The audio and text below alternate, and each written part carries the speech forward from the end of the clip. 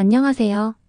오늘은 바다의 분노라고도 불리는 자연재해, 바로 쓰나미에 대해 이야기해보려 합니다. 우리가 흔히 알고 있는 쓰나미라는 단어는 일본어에서 유래했습니다. 츠, 항구와 나미, 파도를 합쳐 만든 말로 직역하면 항구의 큰 파도라는 뜻이죠. 이 단어가 세계적으로 쓰이기 시작한 건 그렇게 오래되지 않았습니다.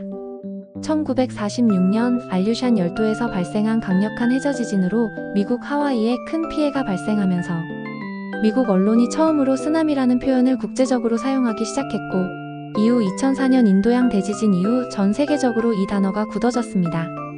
그런데 이 쓰나미, 인류가 아주 오래전부터 겪어왔다는 걸 알고 계셨나요? 고대 그리스 역사가 투키디데스는 기원전 5세기경 지진과 함께 거대한 바닷물이 육지를 덮친 사건을 기록으로 남겼습니다. 그는 정확히 원인을 설명하진 못했지만 분명히 지진이 있고 나서 바다가 물러났다 다시 밀려왔다고 적어놓았죠. 지금 생각하면 명백한 쓰나미 현상입니다. 또 일본의 역사서인 일본서기에는 서기 684년에 일본 남부 해안에서 거대한 해일이 마을을 삼켰다는 기록이 남아있습니다. 이는 일본이 쓰나미에 대해 가장 오랜 관찰과 기록을 해온 나라 중 하나임을 보여줍니다. 실제로 일본은 판 구조가 만나는 환태평양 조산대에 위치해 있어 쓰나미 발생 위험이 높죠. 하지만 쓰나미의 존재가 전 세계적으로 과학적으로 주목받게 된 건 19세기 이후였습니다. 그 중에서도 1883년 인도네시아 크라카타우 화산의 대폭발이 중요한 전환점이었습니다. 이 폭발로 인한 쓰나미는 인근 해역을 덮치며 무려 36,000명 이상의 목숨을 앗아갔습니다.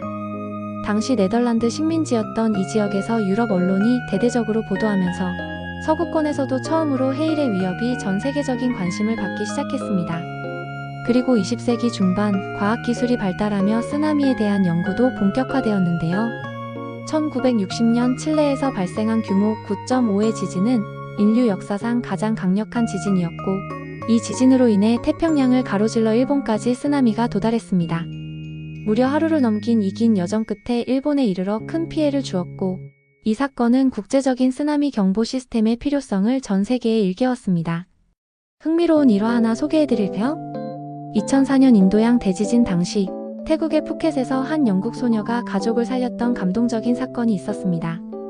10살 소녀 틸리 스미스는 학교에서 배운 지리 수업 덕분에 물이 갑자기 빠지고 바닷속이 보이면 곧 거대한 파도가 밀려온다는 사실을 기억해냈고, 부모님과 주위 사람들에게 재빨리 알려 모두 피신하게 했죠.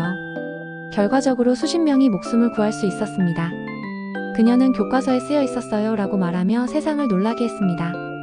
이처럼 쓰나미는 단순한 파도가 아닌 지구 내부의 거대한 에너지가 순식간에 바다를 타고 육지를 덮치는 재난입니다.